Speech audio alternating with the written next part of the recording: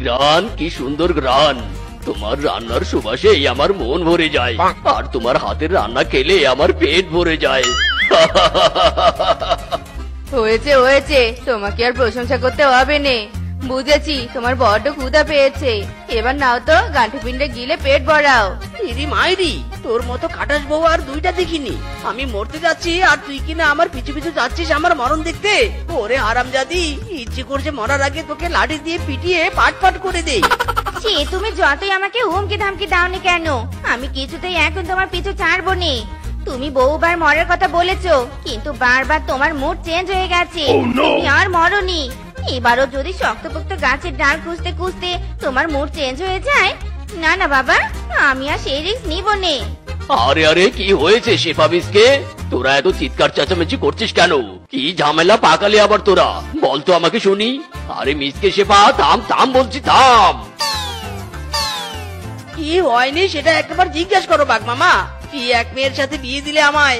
জীবনটা জ্বালিয়ে খেলো একেবারে। রান্না বান্না করে তো খাওয়াই না, তার উপর আবার গলায় রশি পরিয়ে দিয়ে আমার মৃত্যু দেখার জন্য যাচ্ছে। মায়েরি, কি ব্যাপার শেফা, হয়েছেটা কি? মিসকে এসব কি কথা বলছে আমাকে? তুমি তো শুধু মিন্সের কথাই শুনলে বাঘ মামা, আর মিন্সে শুধু আমার দোষই দিল। বাট কিন্তু মিন্সের দোষটা তুমি দেখলে না বাঘ মামা, দেখলে না? এই ব্যাটা আমার কোনো আবদার পূরণ করেনি। কতদিন থেকে বলছি ডিম দিয়ে পিকনিক খাবো, অথচ দুটো ডিম কেনার মুরত নেই এই ব্যাটার। আবার আমাকে কিনা রোজ ঘাস পাতা রান্না করতে বলে, তাই তো আমি টোটালি রান্না করা বন্ধ করে দিয়েছি।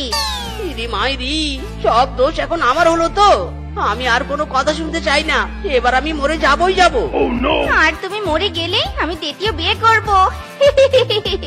চুপ কর হারামজাদি, একদম উল্টাপাল্টা কথা বলবি না। মিসকে, তোকে আর মরতেও হবে না। খিদের জ্বালায় তোর মাথাটা একেবারে খারাপ হয়ে গেছে। আয় আমার সাথে দুজনে খেয়ে নিবি। খোল খোল এসব রশি, খোল বলছি।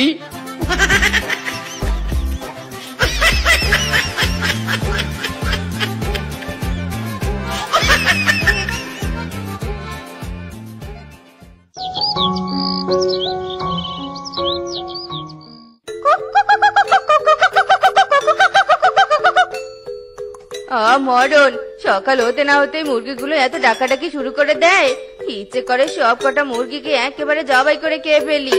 সকাল হলে এদের চিৎকার চেঁচামেচিতে আর ঘুমোতে পারিনি। আরে আরে, কি কাণ্ড! আমি দুটো মুরগিকে তো ডিমে তা দিতে বসিয়ে দিয়েছিলুম, অথচ একটা ডিমও ঘরে নেই। আমার মুরগির ডিমগুলো কোথায় গেল? হ্যাঁ, কোথায় তুমি? জলদি এদিকে এসো, দেখে যাও।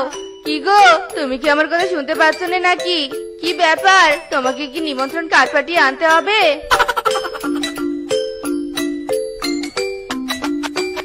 আরে আরে, হয়েছেটা কি? সকাল সকাল এত চিৎকার চেঁচামেচি করছো কেন বলো তো? আমার সুখ কি তোমার সহ্য হয় না নাকি? মাত্র একটু ঘুমিয়েছি আর তখনই তুমি চিৎকার চেঁচামেচি শুরু করে দিয়েছো। কি কি বলি তুমি? এদিকে আমার ডিম হারিয়ে গেছে আর তুমি কিনা আছো ঘুম নিয়ে। হ্যাঁ, তুমি বলছোটা কি? তুমি আবার ডিম দিতে শুরু করলে কবে থেকে? হায় হায় রে, এবার আমি বনে মুখ দেখাবো কি করে? আমার বউ কিনা ডিম দিচ্ছে আজকাল। এ কথা যদি বনে জানাজানি হয় তাহলে কি হবে গো? বদমাস, আমার মুরগির ডিম হারিয়ে গেছে আর তুই কিনা আমার ডিমের কথা বলে মরা কান্না জুড়ে দিয়েছিস। আমার ঘর থেকে মুরগির ডিম গেল কোথায়? ডিমের কি হাত পা গজিয়েছে নাকি? ঘর থেকে কি ডিম হেঁটে হেঁটে বেরিয়ে গেছে? না না বউ, ডিম হেঁটে বেরিয়ে যাবে কেন? আরে আমি তো ডিমগুলো শেফাকে দিয়ে এসেছি ডিম দিয়ে পিকনিক খাওয়ার জন্য। হ্যাঁ, আমি ডিম রেখেছি বাচ্চা ফোটানোর জন্য, আর তুই কিনা সেই ডিম নিয়ে গিয়ে শেফাকে দিয়েছিস। তাও আবার আমাকে একটাবার জিজ্ঞেস করিসনি।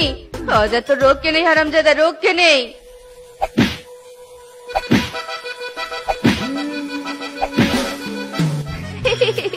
কি যে খুশি লাগছে, অবশেষে আমার ডিম দিয়ে পিকনিক খাওয়ার স্বপ্নটা পূরণ হতে চলেছে।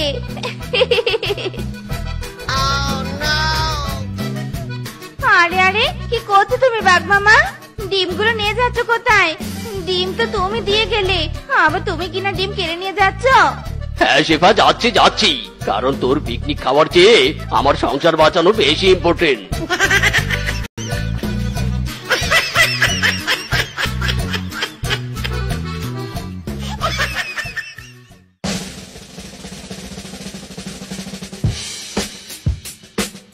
বাঘ মামা, ও বাঘ মামা, কোথায় তুমি?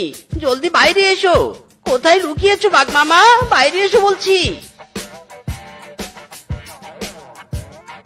আরে আরে